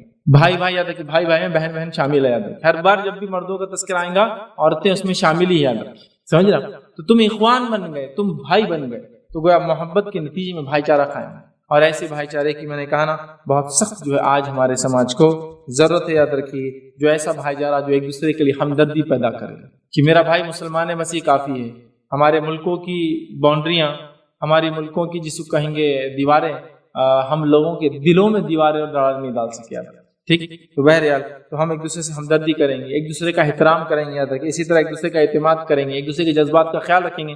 یہ تبھی ہوگا جب اللہ کے لیے ہم ایک دوسرے سے محبت کریں گے. آئیے آگے بڑھتے ہیں. اسی طرح جو ایمان اور تقوی کے لیے لازم یہ کہ ایک مومن دوسرے مومن سے محبت کرے، ایک مومن مرد ایک مومن مرد سے، ایک مومن عورت ایک مومن عورت سے، اور مومن آپس میں ایک دوسرے سے محبت کرے. یہ تقوی کا یاد رکھیے تقاضا بھی ہے، یاد رکھیے. اور یاد رکھیے بغیر ایمان کے، یاد رکھیے میں کہوں گا بغیر ایمان کے اخوت بھی نہیں اور بغیر اخوت کے ایمان بھی نہیں. یہ دونوں ضروری ہے. مطلب کوئی کہ میں ایمان والا ہوں اور اپنے بھائیوں سے محبت نہ کرتا ہو، اس میں ایمان نہیں ہے. یاد رکھیے اس بات کو یاد رکھ لیجیے. جس کی دلیل کیا ہے؟ انما المؤمنون اخوہ، اللہ نے فرمایا مومن آپس میں بھائی ہے، مومن بھائی ہے. سمجھ رہا؟ تو اگر ایمان میں نے کہا نا ایمان نہیں تو اخوت بھی نہیں، اور اخوت نہیں تو ایمان بھی نہیں، کیونکہ اللہ نے دونوں لفظ دیکھے انما المؤمنون اخوۃ، ایمان والے بھائی ہیں. تو ایمان ہے تو بھائی ہے، بھائی ہے تو ایمان ہے. دونوں لفظ کے ایک ساتھ ادا کیا. ٹھیک. اسی طرح جو ہے بغیر تقوی کی دوستی بھی نہیں ہے. یہ بات بھی یاد رکھیں. دوستی جو ہماری ایک دوسرے سے وہ تقوی کی بیسس پر ہے، مطلب بغیر تقوی کی دوستی بھی نہیں ہے. آئیے اس کی دلیل اللہ رب العزت سورہ زخرف سورہ نمبر 43 آیت نمبر 67 میں فرماتا اور کہتا ہے، کیا فرماتا ہے؟ یومئذ بعضهم لبعض عدو الا المتقین. اللہ فرماتا اور کہتا ہے، سنیے آیت کا ترجمہ، دوست اس دن ایک دوسرے سے دشمن ہو جائیں گے الا المتقین، سوا متقیوں کو چھوڑ کر. متقی قیامت کے ایک دوسرے کے دشمن نہیں ہوں گے، لیکن باقی سب دشمن ہو جائیں گے. ایسے دوست جو دنیا میں آپ کو معصیت گناہ کی طرف لے جاتے تھے، روز قیامت ظاہر سی بات ہے اس دوست کو دیکھ کر انسان سے گلا پکڑنا ہی چاہیں گے، اس کی وجہ سے میں گناہوں میں گیا. الا المتقین، متقین ایسا نہیں کریں گے، لیکن وہ دشمن نہیں ہوں گے روز قیامت. اسی لیے میں نے کہا تقوی بنیاد دوستی کا، اور ایمان اور بھائی چارہ بالکل ساتھ ہوتا ہے. ایمان ہے تو بھائی چارہ ہے، بھائی چارہ ہے تو ایمان ہوں گے. یاد رکھیے وہاں. اور دوستی اور بھائی چارہ اور محبت کس بیسس پہ کریں گے ہم؟ وہ ہے تقوی ہمارا بیس ہوں گا. یاد رکھیے ان تمام چیزوں کے لیے. چلیے آگے بڑھتے ہیں. ٹھیک ہے. نبی کریم صلی اللہ علیہ وسلم فرماتے ہیں، جو میں نے بات کہی کہ ایمان اور تقوی یاد رکھیے ناقص ہوتا ہے ایک طرح سے اسلامی اخوت، اسلامی بھائی چارے کے بغیر. اس کی دلیل ہے کہ بخاری مسلم کی روایت ہے. نبی اکرم صلی اللہ علیہ وسلم فرماتے کہتے ہیں لا یؤمن احدکم حتی یحب لاخیہ ما یحب لنفسہ. نبی اکرم صلی اللہ علیہ وسلم فرماتے اور کہتے ہیں تم میں سے کوئی شخص جب تک ایمان والا نہیں ہو سکتا جب تک وہ اپنے بھائی کے لیے پسند نہ کرے جو اپنے لیے پسند کرتا ہو. تم میں سے کوئی شخص ایمان والا نہیں ہو سکتا جب تک کہ اپنے بھائی کے لیے وہی پسند کرے جو اپنے لیے پسند کرتا ہے. میں پسند کرتا ہوں کہ مجھے کوئی گالی دے، میں اپنے بھائی کو گالی نہیں دے سکتا ہوں. یہ تقاضا اس ایمان کا. یاد ہے اس چیز کو ہمیں سمجھنے کی بہت سخت ضرورت ہے. چلیے آگے بڑھتے ہیں. اللہ رب العزت نے قرآن میں فرمایا اور کہا، سورہ مائدہ سورہ نمبر 5 اس کی آیت نمبر 2 میں اللہ فرماتا اور کہتا ہے کہ وَتَعَاوُنُوا عَلَى الْبِرِّ وَالتَّقْوَى وَلَا تَعَاوُنُوا عَلَى الْإِثْمِ وَالْعُدْوَانِ، کہ تعاون کرو ایک دوسرے کا کن کاموں میں؟ نیکی اور بھلائی کی کاموں میں. وَلَا تَعَاوُنُوا عَلَى الْإِثْمِ وَالْعُدْوَانِ، گناہ اور معصیت کے کاموں میں ایک دوسرے کا تعاون مت کرو. نیکی کی کام میں ایک دوسرے کی مدد کرو، گناہ کے کام میں ایک دوسرے کی مدد مت کرو. یہ بات ہم کو جو ہے وضاحت کر دی گیا. دیکھیے آئیے اب میں اس اسلامی بھائی چارے، اس اسلامی دوستی، اس اسلامی اخوت، اللہ کے لیے محبت، دوستی کے جو ہے فضائل کیا ہے وہ رکھتا ہوں، اور پھر اس کے شرائط مطلب کنڈیشن، فضائل مطلب اس کے بینیفٹس کیا ملیں گے، ورلڈلی بینیفٹس، دنیاوی اور اخروی انشاءاللہ دونوں اس میں کچھ نہ کچھ حد تک ملیں گے. تو زیادہ فضائل تو نہیں رکھوں گا، حالانکہ حدیث میں بہت سارے آتے ہیں. میں نے 10 فضائل کو خاص کر لیا ہے. 10 فضیلتیں میں رکھوں گا. میں سمجھتا ہوں 10 بھی سمجھ لیں. سچے اسلامی بھائی چارے کی کیا فضیلت ہوتی ہے، ہم بس کامیابی کے اور نجات کا راستہ ہے وہ یاد رکھیں اپنے آپ میں. تو کسی مومن سے سچی دوستی آخرت میں کامیابی کا، نجات کا راستہ بن سکتی ہے. لیکن پھر کہہ رہا ہوں کسی مومن سے سچی دوستی، کسی فاسق سے اور فاجر سے سچی دوستی اس دنیا اور آخرت میں گھاٹے کا سودا ہونے والا ہے. تو ہم اپنے آپ کو، اپنے بچوں کو، اپنے رشتہ داروں کو، اپنے خاندانوں کو، اپنی قوم اور نسلوں کو اس چیز کی تاکید کریں کہ ہمارا جو بھی معاملہ دوسرے سے وہ تقوی کی اور ایمان کی بنیاد پر ہی ہوں گا. یہ بات کو آپ یاد رکھیے. ہاں باقی لوگوں سے ٹرمز ہوں گے، تعلقات ہوں گے، معاملات ہوں گے، لیکن وہ جو بھائی چارہ والا معاملہ ہے، وہ جو گہری دوستی کا معاملہ ہے، وہ جو ولایت ہے، وہ سب سے ہونے والی نہیں ہے. یاد رکھیے یہ بات ہے. ایک تو ہوتا ہے عام زبان میں کہوں فرینڈ شپ، دوستی کسی سے بھی ہوتی ہے، کبھی بھی ہوتی ہے، لیکن ایک ہوتا ہے ولایت جس کو عربی میں بولتے ہیں، یا جس کسی کو خلیل بنانا. اپنا خلیل کہتا ہے ایسا دوست جو بہت ہی رازدار ہوتا ہے، اور ہر انسان کی زندگی میں اس کا ایک ہی خلیل ہوتا ہے. حدیث میں آتا ہے نبی کریم صلی اللہ علیہ وسلم فرماتے ہیں اگر میں اللہ تعالیٰ کو اپنا خلیل نہ بناتا تو ابو بکر کو اپنا خلیل بنا لیتا. خلیل ایک ہی دوست ہوتا ہے. ابراہیم علیہ السلام اللہ کے خلیل تھے، اللہ کے دوست تھے. اللہ کے رسول فرماتے اگر میں کسی کو اللہ کو خلیل نہ بناتا تو ابو بکر کو اپنا خلیل بناتا. تو اپنا خلیل، ٹھیک ہے، اپنا ولی، دوست جو ہم بنائیں گے عام ٹرمز معاملات وہ ایک الگ چیز دنیا داری میں چلتی، یہ بہت چوزی ہوں گی ہم متقی پرہیزگار لوگوں کے لیے، اور پھر ان کے لیے وہ سب کرنے کی کوشش کریں گے جو ہم اپنے لیے چاہتے ہیں۔ تو آئیے 10 فضیلتیں کیا ہے وہ دیکھ لیتے ہیں۔ میں سمجھتا ہوں ہر فضیلت اپنے آپ میں جس کو کہیں گے ایسی مثال ہے جس کی کوئی انتہا نہیں یاد رکھتی، ٹھیک۔ آئیے چند فضیلتیں ہم دیکھتے ہیں کہ یہ اللہ کے لیے دوستی کی اور اخوت کی، بھائی چارے کی کیا فضیلت ہے۔ پہلی فضیلت یاد رکھیے وہ یہ آتی ہے حدیث کے اندر جو بخاری مسلم کی روایت ہے، پہلی فضیلت ہے وہ لوگ ایمان کا مزہ چکھیں گے۔ دنیا میں وہ لوگ ایمان کا مزہ چکھیں گے جو لوگ اللہ کے لیے ایک دوسرے سے محبت کریں گے، اللہ کے لیے ایک دوسرے سے دوستی کریں گے۔ آئیے حدیث کے الفاظ سنیے، بخاری مسلم کی روایت ہے، رسول اللہ صلی اللہ علیہ وسلم فرماتے اور کہتے ہیں کہ 3 چیزیں جس کے اندر ہو وہ ایمان کا مزہ پاتا ہے۔ 3 چیزیں جس کے اندر ہو وہ کس کا مزہ پاتا ہے؟ ایمان کا مزہ پاتا ہے، ایمان کی چاشنی پاتا ہے، ایمان کا مزہ پاتا ہے۔ پہلا ایک یہ کہ اللہ اور اس کے رسول اس کے نزدیک ساری چیزوں سے محبوب ہو۔ پہلی چیز ہے جس سے ایمان کا مزہ انسان پاتا ہے وہ کیا ہے؟ اللہ اور اس کا رسول انسان کو سب سے زیادہ محبوب ہو، پہلی چیز۔ آئیے دوسری چیز کیا ہے؟ دوسرا یہ کہ وہ اللہ ہی کی خاطر کسی سے محبت کرتا ہے۔ دوسری چیز کیا ہے؟ وہ اللہ ہی کی خاطر کسی سے محبت کرتا ہے، جو ایسا کرتا ہے ایمان کا مزہ چکھتا ہے۔ تیسرا فرماتے اور کہتے ہیں کہ وہ کفر سے نکلنے کے بعد کفر کی طرف لوٹنا اس کے لیے ایسا ہی ناگوار ہے جیسا کہ آگ میں ڈالا جانا۔ ایمان لانے کے بعد کفر میں لوٹنا اس کے لیے ایسا جیسا جیتے جی آگ میں ڈال دیا جانا، پلٹ کے نہیں جاتا ہے۔ 3 چیزیں جس نے کر لی وہ ایمان کا مزہ چکھتا ہے۔ ایک اللہ اس کے رسول اس کے لیے مقدم ہو، یہ سب سے اول ہے۔ سیکنڈ چیز جو بتائی جا رہی ہے حدیث کے اندر، وہ اللہ کے لیے جو خاطر ایک دوسرے سے محبت کرتا ہے۔ اللہ کے لیے ایک دوسرے سے محبت کرنا یاد رکھیے، یہ بہت بڑی بات ہے، بہت بڑی بات ہے۔ جو ایسا کرتا ہے وہ ایمان کا مزہ چکھتا ہے، یاد رکھیے، اس بات کو ہم غور کریں، یاد رکھیں۔ تو پہلی فضیلت آگے ایمان کا مزہ چکھتا ہے جو اللہ کی محبت کرتا ہے۔ دوسری فضیلت جو ابو داؤد کی روایت ہے، نبی اکرم صلی اللہ علیہ وسلم فرما کہا، ابو امامہ رضی اللہ عنہ اس کے راوی کہتے ہیں نبی اکرم صلی اللہ علیہ وسلم فرمایا، جس نے اللہ کی رضا کے لیے محبت کی، سمجھ رہے محبت کی مطلب کسی مومن سے دوستی، اللہ کی رضا کے لیے محبت کی، اللہ کی رضا کے لیے دشمنی کی، ٹھیک ہے، اسی طرح اللہ کی رضا کے لیے جو ہے دیا اور اللہ کی رضا کے لیے منع کر لیا تو اس نے ایمان کو مکمل کر لیا۔ جس نے اللہ کے لیے محبت کی، اللہ کے لیے دشمنی کی، اللہ کے لیے دیا اور اللہ کے لیے روکا تو اس نے ایمان کو مکمل کر لیا، کمپلیٹ کر لیا اس نے اپنے فیض۔ تو اللہ کے لیے محبت کرنا ایک دوسرے سے بہت اہم چیز ہے، یاد رکھیے، اور اس کی فضیلت یہ اللہ کے لیے محبت کرنے کی یاد رکھیے کہ وہ جو ہے ایمان کا مزہ چکھتے ہیں، وہ مکمل ایمان والے ہوتے ہیں۔ تیسری فضیلت سنیے جو اللہ کے لیے محبت کرنے کی کیا ہوتی ہے، بہت غور سے سنیے، یاد رکھیے۔ اب یہ فضیلت مرنے کے بعد والی ہے اور تقریباً اس کے بعد کی سارے فضائل مرنے کے بعد ملنے والے ہیں۔ اور دنیا میں محبت کا مومن سے آخرت میں کیا دیتا ہے، یہاں سے شروع ہو جا رہا ہے معاملہ ایک طرح سے۔ آئیے ایک حدیث سنی، پہلی حدیث جو مطلب فضیلت کے اعتبار سے تیسری فضیلت، اور اس حدیث کے اندر انشاءاللہ سے 3 فضیلتیں آپ کو مل جائیں گی، مطلب 1 اور 2 ہم نے پہلے دیکھی، اب 3، 4 اور 5 اس ایک حدیث کے اندر ہی مل جائیں گے۔ آئیے سنیے غور سے، رسول اللہ صلی اللہ علیہ وسلم فرماتے ہیں، ابو داؤد کی روایت ہے، اللہ کے بندوں میں کچھ لوگ روز قیامت ایسے ہوں گے، اللہ کے بندوں میں مرد اور عورتیں دونوں ہیں، رکھیے، اللہ کے بندوں میں روز قیامت کچھ لوگ ایسے ہوں گے، نہ وہ نبی ہوں گے نہ وہ شہید ہوں گے، ٹھیک ہے، نہ وہ نبی ہوں گے نہ وہ شہید ہوں گے، لیکن قیامت کے دن انبیاء اور شہداء بھی ان پر رشک کریں گے۔ قیامت کے دن کچھ لوگ ایسے ہوں گے جو نبی بھی نہیں ہوں گے، شہید بھی نہیں ہوں گے، لیکن نبی اور شہید ان کو دیکھ کے رشک سمجھتے آپ؟ رشک مطلب جس کو دیکھ کر کہنا کاش میں بھی ایسا ہوتا، رشک کریں گے جن کو دیکھ کر، کون؟ انبیاء اور شہید۔ دیکھیے انبیاء کا کیا درجہ ہم سب جانتے ہیں، سب سے اونچا درجہ ہے، تو اللہ کیسے فرما رہے ہیں انبیاء اور جو ہے شہداء بھی ان پر رشک کریں گے، یاد رکھیں، ان کے اس مرتبے کی وجہ سے جو مقام ان کو ملے گا نا، اس وجہ سے، ان کے اس مرتبے کی وجہ سے جو اللہ کے نزدیک انہیں حاصل ہوگا۔ لوگوں نے کہا اے اللہ کے رسول صلی اللہ علیہ وسلم، یہ کون لوگ ہیں جن کا اتنا بڑا مقام ہے، نہ نبی ہے نہ شہید ہے، انبیاء بھی رشک کر رہے ہیں، شہداء بھی رشک کر رہے ہیں، اللہ کے پاس اتنا بڑا مقام ہے، کون لوگ ہیں؟ تو کون لوگ ہیں؟ آپ نے فرمایا یہ وہ لوگ ہیں جو آپس میں بغیر کسی خرابت داری کے، کوئی رشتہ داری کی وجہ سے یہ دبے ہوئے نہیں تھے ایک دوسرے کے، پتہ نہیں کہ رشتہ داری کی وجہ سے آدمی بولتا مینٹین کر رہا ریلیشن، بغیر خرابت داری کے اور بغیر لین دین کے، کوئی بزنس بھی نہیں تھا کہ بھائی سیٹ ہے تو دیں گے چیز یا ڈیلرشپ دے دیں گے فلاں، کوئی خرابت داری نہیں، کوئی لین دین، کوئی بزنس نہیں، ٹرم دونوں کے بیچ میں یاد رکھیں، لین دین کے، اللہ کی خاطر آپس میں محبت کرتے تھے، اور اللہ کی قسم ان کا چہرہ نور کا ہوگا اس دن۔ مقام کیا ہے؟ 2 لوگ جو دنیا میں اللہ کے لیے محبت کرتے تھے، دنیا میں ایمان مکمل ہوا، ایمان کا مزہ چکھ لیا، آخرت میں کیا ہے؟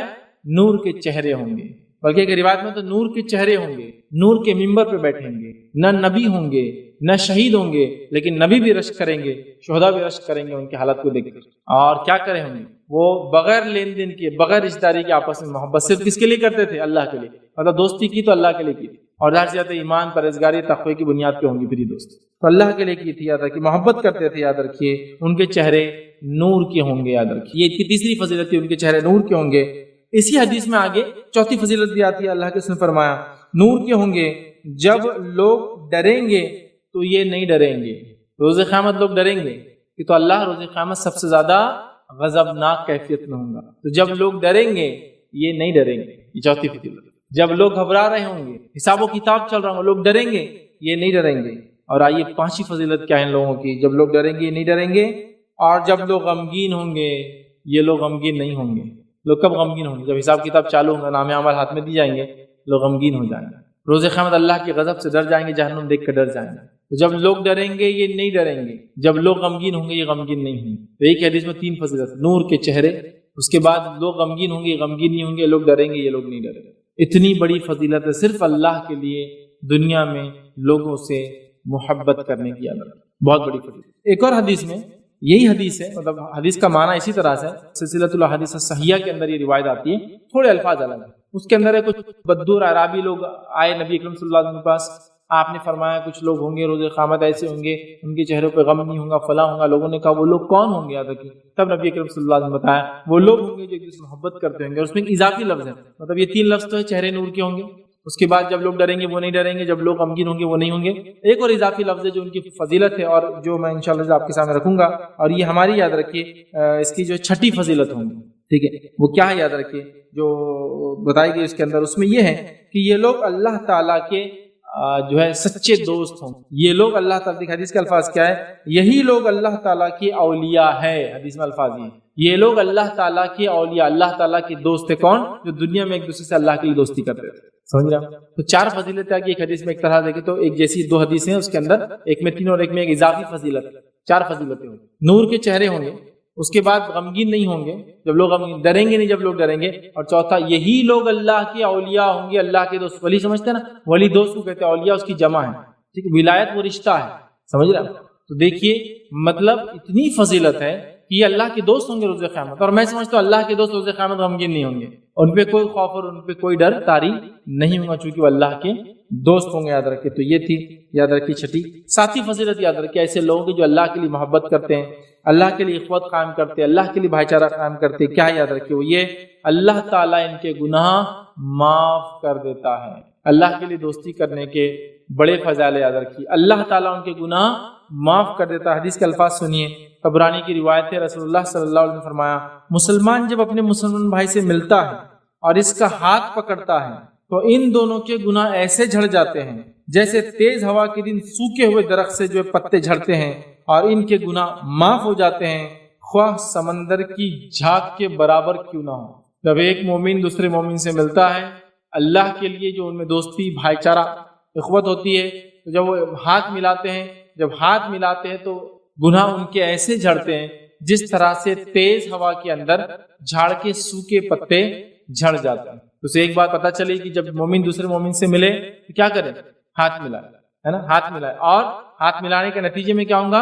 ان کے گناہ جھڑ جائیں گے۔ یاد رکھیے یہ بہت بڑی بات ہے، یاد رکھیے ہم لوگ اس چیز کو معمولی سمجھتے، یاد رکھیے آج ہم نے کتنی بنیادوں پر ایک دوسرے سے ہم نے دوری اختیار کری، کتنی بنیادوں، اور جب نزدیک ہوتے ہیں ایک دوسرے سے تو کتنی عجیب و غریب بنیادوں پہ ایک دوسرے سے نزدیک ہوتے ہیں۔ کیا بتاؤں میں کوئی مالدار ہے نزدیک ہو جاؤ چپک جاؤ، بھیکاری غریب دکھ رہا دور کر دو اس کو، سمجھ رہا، تجارتی فائدہ ہے چپک جاؤ اس کو، نزدیک ہو جاؤ، رشتہ داری ہے اپنی تو اس کے قریب رہو، اس لیے کہ رشتہ داری میں قریب رہیں گے تحفے تحائف آتے رہیں گے، دعوتیں آتی رہیں گی، تو ہمارے عجیب و غریب بنیادیں ہیں۔ لیکن اللہ کے لیے اگر ہوں گی تو وہاں یہ سب چیزیں نہیں ہوں گی، وہ مالدار ہے غریب ہے، چھوٹا ہے بڑا ہے، کالا ہے گورا ہے، ہندوستانی ہے غیر ہندوستانی ہے، فلاں کا رہنے والا، کچھ فرق نہیں، صرف مسلمان ہونا اس کا تقویٰ، اس کا ایمان ہمارے لیے کافی ہوگا جو ہے۔ اسی طرح ایک اور فضیلت دیکھتے ہیں، یہ 8ویں فضیلت یاد رکھیے اللہ کے لیے دوستی کرنے کی، وہ کیا ہے؟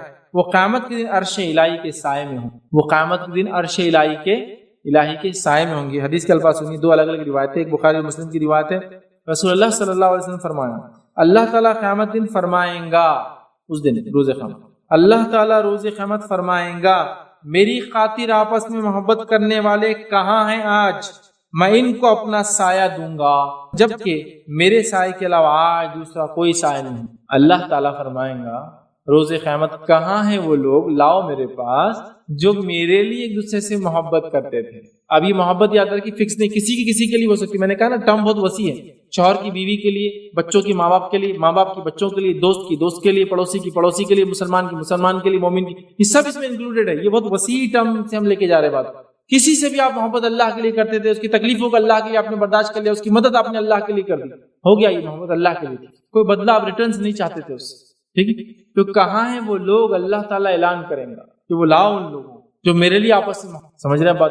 اچھا، محبت کا معاملہ ایسا ہے، دوستی کا معاملہ ایسا ہے، عموماً دیکھا گیا، میں خصوصاً بات نہیں کر رہا ہوں، اسپیشل بات نہیں کر رہا ہوں، جنرل بات کر رہا ہوں۔ جنرلی یہ دیکھا گیا کہ دین کے لیے اسلامی بنیادوں پر مردوں میں اخوت، بھائی چارہ، دوستی کبھی کبھار نظر آتی ہے، خواتین میں تو وہ پرسنٹیج بہت زیادہ ڈاؤن ہے، بہت ہی زیادہ ڈاؤن ہے۔ کوئی خاتون سے اگر پوچھ لے کہ تمہارا کوئی خلیل ہے تو وہ بولیں گے زندگی میں کیا، مرنے تک کوئی خلیل ہو نہیں سکتا ان کا، چونکہ کوئی ان کو پسند نہیں آتا اور وہ کسی کو پسند نہیں آتے۔ ایک سہیلی بتا دے کوئی کہ جو غم میں اور تکلیف میں اس کا سہارا بنے، بلکہ ایسے ملیں گے جو غم اور تکلیف کی بات ڈسکس کرو، یہ تو کسی کو نہیں بولنا ہے، مطلب یہ اب ہر جگہ بولنا ہے، اپنے دوست کے خلاف بات کریں۔ یہ بہت کامنلی دیکھا گیا کہ عورتوں کے پاس دوست نہیں ہوتے ہیں، ویسے وہ جو ولی، وہ جو دوست، وہ جو اخوت، وہ جو بھائی چارہ والا میں کہہ رہا ہوں اللہ کے لیے دوستی، وہ بہت کم، مردوں میں بھی کم نظر آتی ہے اور عورتوں میں اس سے بہت خلیل ہے، بہت کم، بہت کم۔ اچھا، اللہ کے لیے جب دو لوگ دوست ہوتے ہیں نا، ان کا 2 روز ملنا بھی ضروری نہیں ہے، ہاں ملنے سے دوستی اور بڑھتی ہے ان کی، ملنا ضروری بھی نہیں، سمجھ رہے ہیں بات؟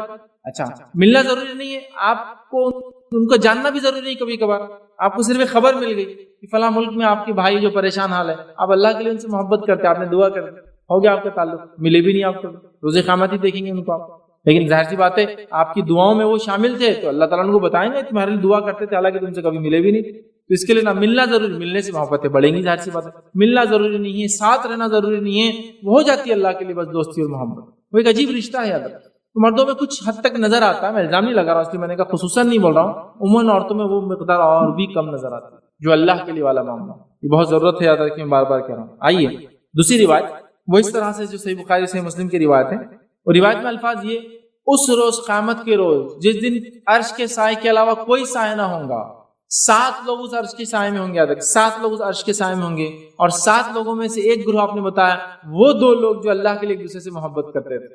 اب یہ کوئی بھی دو ہو سکتے، ان کی کوئی بھی نیشنلٹی ہو سکتی ہے، ان کا جنس کوئی بھی، اللہ کے لیے بس محبت کرتے تھے ایک دوسرے سے، سمجھ رہے ہیں؟ کوئی 2 لوگ جو اللہ کے لیے ایک دوسرے سے محبت کرتے تھے، وہ لوگ بھی عرش کے سائے میں ہوں گے اس روز جس روز عرش کے علاوہ کوئی سایہ نہیں ہوں گا، یاد رکھیں۔ آئیے 8ویں تھی 9ویں فضیلت، 9 فضیلت اللہ کے لیے اخوت، بھائی چارہ، دوستی کی جو ہوتی ہے وہ کیا ہے؟ وہ یہ ہے انہیں اللہ کی محبت حاصل ہوں گی، انہیں اللہ کی محبت حاصل ہوں گی۔ یہ جو ہے موطا امام مالک کی جو روایت ہے، رسول اللہ صلی اللہ علیہ وسلم فرمایا کہا، اللہ تعالیٰ فرماتا ہے، اللہ تعالیٰ فرماتا ہے، حدیث قدسی ہے، اللہ تعالیٰ فرماتا ہے میری محبت واجب ہو جاتی ہے ایسے 2 شخصوں پر جو آپس میں محبت میری خاطر رکھتے ہیں، ٹھیک، اور میری خاطر ایک دوسرے کی زیارت کرتے ہیں، مطلب ملاقات کرتے ہیں، اور میری خاطر ایک دوسرے کو عطا کرتے ہیں۔ ایسے 2 لوگوں کے لیے اللہ کے رسول فرمایا، اللہ اعلان کرتا ہے کہ میری محبت واجب ہو گئی، حاصل ہی ہونا ہے ان لوگوں کو۔ پہلا کیا کرتے ہیں؟ پہلا کرتے ہیں ایک دوسرے سے صرف اللہ کی خاطر محبت کرتے ہیں، پہلا فائدہ۔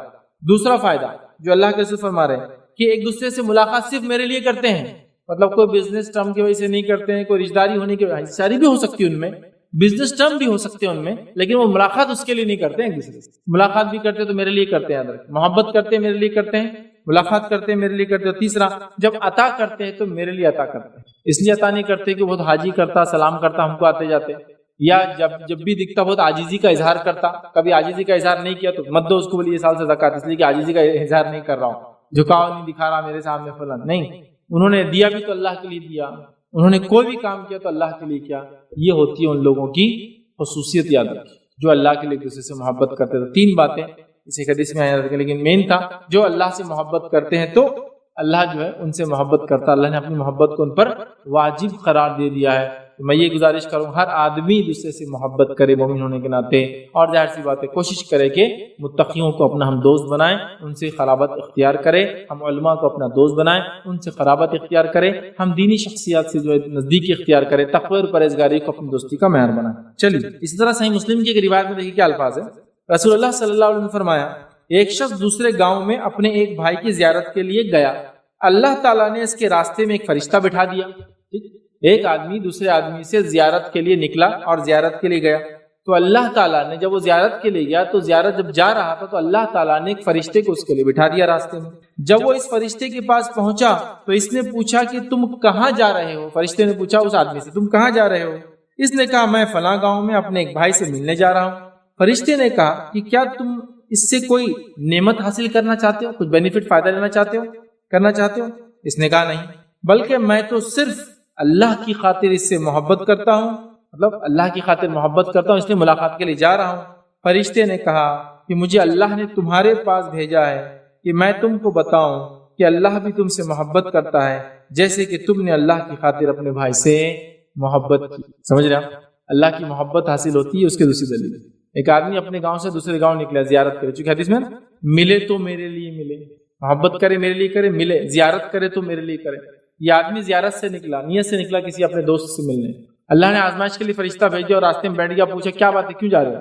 کیا کوئی نعمت وغیرہ ہے، کوئی رشتےداری ہے، کوئی فائدہ ہے اس سے؟ تو کہا کچھ بھی نہیں، صرف اللہ کی خاطر میں جا رہا ہوں۔ اس کے صرف اللہ کی خاطر جانے کی وجہ سے اللہ نے اس کو دنیا میں ہی بشارت دے دیا۔ آئیے 10ویں فضیلت اللہ کے لیے محبت کی، جامع ترمذی کی روایت ہے، جو 10ویں فضیلت ہے، جو بہت بڑی فضیلت ہے، جو ہم تمام کا الٹیمیٹ ایم ہے، جو ہم تمام کا الٹیمیٹ ڈیسٹینیشن ہے، جو ہم تمام انسان جہاں سے نکل کر آئے تھے وہاں جانے کا یہ راستہ ہے، یہ جنت کا راستہ ہے۔ یاد رکھیے۔ آئیے حدیث کا الفاظ سنیے۔ رسول اللہ صلی اللہ علیہ وسلم نے فرمایا، جو شخص کسی مریض کی عیادت کے لیے گیا، اللہ کی خاطر کسی بھائی کی زیارت کی، تو ایک پکارنے والا فرشتہ پکارتا ہے کہ تم بہتر رہے، تمہارا چلنا بہتر رہا اور تم نے جنت اپنا گھر بنا لیا، تم نے جنت اپنا گھر بنا لیا۔ دو لوگوں کے لیے، جو مریض کی عیادت کے لیے جاتا ہے اور جو دوسرا اپنے بھائی کی زیارت کے لیے جاتا ہے۔ زیارت کے لیے جاتا ہے بنا کسی مفاد، بنا کسی مقصد، بنا کسی دنیاوی فائدے کے لیے، صرف اور صرف اللہ کے واسطے، چونکہ وہ محبت کرتا ہے یا کرتی ہے، اس بیسس پہ وہ جا کر ملتا ہے یا ملتی ہے، ظاہر سی بات ہے اس بنیاد پہ اللہ تعالیٰ اعلان کرتا ہے کہ اعلان کرنے والے کے ذریعے، جو شاید ظاہر سی ہم کو سنے نہیں آتی، حدیث کے ذریعے بتا دیا گیا، اعلان کرتا ہے کہ تم نے اللہ کے لیے چونکہ یہ کام کیا تو جنت میں تم نے اپنا گھر بنا لیا۔ اس عمل کتنی بڑی بات ہے، یاد رکھیے اللہ کے لیے محبت کرنا بہت بڑا عمل ہے۔ ہم لوگوں کو چاہیے کہ ہم اسلامی بنیادوں پہ ایک دوسرے سے محبت کریں اور دوستی کریں، اسلامی بھائی چارہ قائم کریں۔ اب آئیے، اسلامی بھائی چارہ جب تک مکمل نہیں ہوگا اب تک اسی کنڈیشنز کے ہم نہ جانیں، نہیں تو بولے اللہ کے لیے ہم نے محبت کر لی، اللہ کے لیے میں فلاں سے دوستی کرتا ہوں، اور وہ دوستی ایسی ہے کہ وہ آپ کو گناہ اور معصیت میں لے جا رہا ہے، وہ دوستی ایسی ہے جو آپ کو دنیا کے اندر ہی خساروں میں لے جا رہا ہے۔ یاد رکھیں ایسی دوستی کو آپ کو چھوڑ دینا ہے۔ بہت سے لوگوں کا پرابلم یہ ہے، وہ لوگوں کو جب دوست بناتے تو تحقیق نہیں کرتے، پہلا مسئلہ۔ دوسرا، دوست کی بگاڑ پہ اصلاح بھی نہیں کرتے اور زندگی انہیں کے ساتھ گزارتے، صرف وہ مجلس، وہ دوست ان کی اصلاح نہ ہونے کی سب سے بڑی وجہ بنتے۔ معلوم، کئی لوگ ایسے جو صرف سگریٹ، شراب، تمباکو، نشہ، زنا صرف اس وجہ سے کرتے ہیں کہ وہ جس صحبت میں رہتے ہیں وہ صحبت ایسی ہے۔ تو کنڈیشن بھی ہے اللہ کے لیے محبت، یہ ایسے نہیں ہوتی کہ آپ نے بس کسی سے دوستی کر لی، آپ بولے اس کو نبھاؤ، ساری زندگی نبھا رہے، وہ بے دین، وہ شرابی، وہ بد اخلاق، وہ حرام خور، مطلب حرام چیزیں کماتا ہے، حرام خور بولتے ہیں کھانے والا، خور کہتے ہیں کھانا فارسی میں، حرام کھا رہا ہے، حرام چیزوں کا ارتکاب کر رہا ہے، تمام چیزیں، سود خور ہو چکا ہے، اور آپ بولے نہیں بھائی دوست ہے نا، بچپن کا دوست ہے۔ آپ نے ایسے دوست کی اصلاح کرنا چاہیے تھی، اگر اصلاح نہیں کر سکتے تو یہ دوستی کو آپ کو چھوڑ دینا ہے، لیکن ہم لوگ یہ چیزوں کو سمجھتے نہیں۔ تو کنڈیشن جان لیجیے کہ اللہ کے لیے جب میں دوستی اور ولایت کی بات کر رہا ہوں تو یہ کنڈیشنل ہے۔ اگر تو میں نے 5 کنڈیشن آپ کے سامنے رکھوں گا انشاءاللہ، میں نہیں کر رہا، یہ 5 ہی ہے، جیسے فضیلت 10 رکھی تو 10 ہی نہیں تھی، کئی ہیں، میں نے 10 چنی تھی، 5 کنڈیشن رکھتا ہوں جو بڑی اہم کنڈیشن ہے کسی سے دوستی جب آپ کرتے ہیں، اس چیز کا آپ ضرور خیال رکھیں۔ پہلی چیز وہ کیا ہے؟ پہلی شرط دوستی، اللہ کے لیے جو اخوت جو ہونی، وہ اخوت صرف اللہ کے لیے ہو، وہ بھائی چارہ اور دوستی صرف اللہ کے لیے ہو، وہ محبت صرف اللہ کے لیے، کوئی دنیا داری، کوئی دنیا مفاد، کوئی بزنس، کوئی وسیلہ اور پہچان بنانے کے لیے، کوئی بات کے فائدوں کے لیے، یا دیکھیے ہم لوگ عموماً کسی سے دوستی کرتے تو بڑے دماغ میں عجیب و غریب خرافات رہتے ہیں، ہمارے بڑے عجیب و غریب خرافات، بلکہ آج کل تو ہم نے بچوں کو سکھاتے بیٹے کہاں جا رہے ہیں، ارے وہ بچوں کے ساتھ نہیں رہنا بیٹے، وہ غریب بچے ان کے ساتھ نہیں رہنا، وہ انکل ہے نا ان کے بچوں کے ساتھ رہنا، وہ لوگ امیر ہیں. کیونکہ ہماری دوستی کی بنیاد محبت اللہ کے لیے نہیں بلکہ بنیاد ہے کسی کی مالداری. بیٹے یہ لوگوں میں رہنا، وہ لوگ، ہاں آپ اگر یہ کہہ رہے ہیں بیٹے وہ لوگ ہیں وہ مالدار ہیں لیکن وہ اشرار ہیں، وہ شریر ہیں، وہ فتنہ انگیز لوگ ہیں، وہ گناہ گار ہیں، اس لیے میں نصیحت کرتا ہوں تم کو کہ ان کے ساتھ نہ رہو. یا پھر غریب ہے لیکن وہ غریب ہونے کے ساتھ ساتھ گناہ گار ہے، فتنہ انگیز ہے اور فلاں کرتے ہیں، لہٰذا تم ان کے ساتھ نہ رہ کے وہ امیروں کے ساتھ رہو. یہ تو ہو سکتا ہے لیکن ہمارے کرائٹیریا وہ امیر، غریب، گورا، کالا، علاقہ اعتبار سے اتارین و فارن ریٹرن ہے، ان کے ساتھ رہو. دوسروں کے ساتھ کہہ رہے ہیں یہ انڈین تو کہیں مل جائیں گے تم کو، ایسے ہوتا ہے نا. یہ سب چیزیں آپ دیکھیے ایسے ہی کرتے ہیں. عطا بھی کرتے تو اس کی دوستی کے لیول، اس کا اسٹیٹس اللہ کے لیے نہیں، تمام چیزیں ہماری مفاد پرستی پہ بنیاد پہ ہوتی ہیں. ہمیں خالص اللہ کے لیے یاد رکھے دوستی کرنے کی بڑی سخت ضرورت ہے. تو پہلی شرط کیا معلوم اس دوستی کی قوت اور اس کے بینیفٹ جو فضائل ہم نے دیکھے وہ یہ ہے کہ خالص اللہ کے لیے یہ کام کیا جائے. یاد رکھے خالص اللہ کے، ہم اپنی نیتوں میں اخلاص لا. یاد رکھیے اس معاملے میں پہلی شرط یاد رکھے. اور ہم نے کئی حدیثیں دیکھ لی جس میں حدیث ابھی جو گزری صحیح مسلم کی روایت، ایک آدمی چلا اپنے بھائی سے ملاقات کے لیے، فرشتے نے آ کے کہا کس لیے جا رہے ہو، کوئی فائدہ، کوئی نعمت، کوئی مفاد، کوئی دنیا میں فائدہ؟ اس نے کہا نہیں، صرف اللہ کے لیے ملنے جا رہا ہوں. اس کو بشارت مل گئی، صرف اللہ کے لیے. پہلی شرط. دوسری شرط یاد رکھیں کہ یہ جو بھائی چارہ ہے، یہ دوستی، محبت ہے، ایمان اور تقوی کی بنیاد پر. ایمان اور تقوی کی بنیاد پر. ایمان اور تقوی کی بنیاد پر. پہلا تو اللہ کے لیے ہوگی خالص نیت کے ساتھ، اور ایمان اور تقوی کی بنیاد پہ ہوں گی. یہ بڑی اہم بات ہے، یاد رکھیے. اس لیے کہ مومن صرف مومن اور صالح لوگوں کو اپنا دوست بناتا ہے، وہ کسی بھی ایرے غیرے کو اپنا دوست نہیں بناتا، اور گناہ اور معصیت کرنے والوں سے تو وہ بالکل دور رہتا ہے. یاد رکھیے قرآن میں اللہ رب العزت نے فرمایا انما المؤمنون اخوہ، مومن آپس میں ایک دوسرے کے بھائی اللہ نے کہا. ٹھیک ہے، تو مومن کو اپنا دوست بناتا ہے. یاد رکھیے ابو سعید خدری رضی اللہ عنہ فرماتے ہیں نبی اکرم صلی اللہ علیہ وسلم نے فرمایا کہا، جو ابو داؤد کی روایت ہے، کہ اللہ کے رسول نے فرمایا کہا کہ تم صرف مومن کو اپنا ساتھی بناؤ اور تمہارا کھانا صرف متقی ہی کھائے. تم مومن کو ہی اپنا دوست بناؤ اور تمہارا کھانا متقی کھائے. کھانا انسان کی ظاہر سی بات ہے سب سے بڑی نعمت ہے، جس میں سب سے افضل چیز ہے جو اس کے پاس ہوتی ہے رزق میں. تو اللہ کے دوستی کرو تو ایمان والوں سے کرو. کیا فرمایا تھے کہ حدیث کا اپنا ساتھی بناؤ، صرف مومن کو بناؤ، اور یاد رکھنا تمہارا کھانا متقی کھائے. چونکہ ظاہر سی آدمی جس کا دوست ہوتا ہے اس کے ساتھ کھاتا اور پیتا ہے، تو اس چیز کا خیال رکھے کہ متقی لوگ ہی ہمارا کھانا کھائے، مطلب ان سے ہماری گہری دوستی ہو اور ان کو کھلایا جائے، اور وہ ہمارا کھانا کھائے، مطلب جو ہم کماتے ہیں ان کو اس میں سے کھلایا جائے. اب یاد رکھیں یہاں نہیں کہا کہ غریب اگر تمہارا متقی پرہیزگار تو اس کو کھلاؤ، یہاں کوئی بھی ہو سکتا. غریب ہو تو اور افضل ہے، مدد کی مدد، دوستی کی دوستی. غریب نہ ہو بھی تو اس پہ آپ خرچ کر سکتے ہیں. ٹھیک ہے، تو یہاں دیکھیے مومن تیرا دوست بنے اور متقی تیرا کھانا کھائے. دوسری روایت دیکھیے اس طرح سے نبی اکرم صلی اللہ علیہ وسلم فرماتے ہیں، ابو ہریرہ رضی اللہ عنہ کے راوی فرماتے ہیں کہ رسول اللہ صلی اللہ علیہ وسلم فرمایا آدمی اپنے دوست کے دین پر ہوتا ہے، لہٰذا تم دیکھو کہ تم کس کو اپنا دوست بناتے ہو. آدمی اپنے دوست کے دین پہ ہوتا ہے، لہٰذا تم اس چیز کا خیال رکھنا تم کس کو اپنا دوست بناتے ہو. ٹھیک ہے، جس کو میں عام زبان میں کہوں گا، یہ عام زبان میں کہا جاتا ہے کہ birds of same feather flies together, ایک جیسے پنچھی ایک ساتھ رہتے ہیں. اللہ کے رسول کیا فرما رہے ہیں کہ تم دیکھو، دیکھیے آدمی اپنے دوست کے دین پہ ہوتا ہے تو تم دیکھو کس کے ساتھ تم رہتے. ہمارے بچے کس کے ساتھ رہیں؟ دیندار متقی پرہیزگار لوگوں کے بچوں کے ساتھ. ٹھیک ہے، وہ دیندار پرہیزگار متقی لیکن ان کے بچے نہیں رہتے، ان کے ساتھ نہیں رہیں گے ہمارے بچے. تو یہ بنیاد. ہم کس کے ساتھ رہیں، ہم اپنے رشتہ داریاں کس سے بنائیں، شادی بیاہ کن لوگوں سے کریں، سب کے لیے کرائٹیریا ہیں، چونکہ وہ اللہ کے لیے محبت اور بھائی چارے کے اندر وہ تمام چیزیں شامل ہوتی ہے. یاد رکھیں. اسی طرح تیسری کنڈیشن، تیسری شرط کیا یاد رکھی، وہ یہ ہے یہ جو بھائی چارہ ہوں گا اور جو محبت ہوں گی یہ صرف اور صرف یاد رکھیے اسلامی بنیادوں پہ ہوں گی. یہ بھائی چارہ اور یہ محبت صرف اور صرف اسلامی بنیادوں پہ ہوں گی. یاد رکھیے اسلامی بنیادوں پہ ہوں گی، اس بات کو ہم خیال رکھے. یاد رکھیے اسلامی بنیادوں پہ ہوں گی. آئیے جب دونوں اکٹھا ہو تو اس بات کا عہد کریں کہ شریعت کو لازم پکڑیں گے، اور جب جدا ہوں گے تو اس بات کا عہد کریں کہ شریعت کے مطابق ہی عمل کریں گے. مطلب یہ ایک کنڈیشن ہے. یاد رکھیے جب ہم کسی سے دوستی کر رہے ہیں، اس سے محبت کا دعویٰ کر رہے ہیں تو وہ اسلامی بنیادوں پہ ہو، شرعی بنیادوں پہ ہو. یہ شرط ہے. یاد رکھیے نبی اکرم صلی اللہ علیہ وسلم، یاد رکھیے صحابہ وغیرہ جب اللہ کے رسول کے اصحاب ایک دوسرے سے ملاقات کرتے ہیں تو کچھ روایت میں یہ الفاظ آتے ہیں، جو ایک دوسرے سے ملتے تو ہاتھ ملاتے اور اتنی دیر تک ہاتھ ملا کے رکھتے جب تک کہ ایک آدمی دوسرے کو سورۃ العصر نہ سنا دے. سورہ عصر کے اندر یاد ہے کہ بہت ساری اہم باتیں ہیں، ٹھیک ہے، تو سورہ عصر نہ سنا دیں تب تک ایک دوسرے سے ہاتھ وہ لوگ ملایا کرتے تھے، تو اسلامی شریعت کے بنیاد پہ ہوں گی۔ چوتھی شرط یاد ہے کہ وہ کیا ہے کہ اخوت، جو یہ بھائی چارہ اور محبت ہوں گی، اللہ کے لیے ہوں گی، یاد ہے کہ خیر خواہی، اور اللہ کے لیے خیر خواہی والی بنیاد پہ ہی ہوں گا۔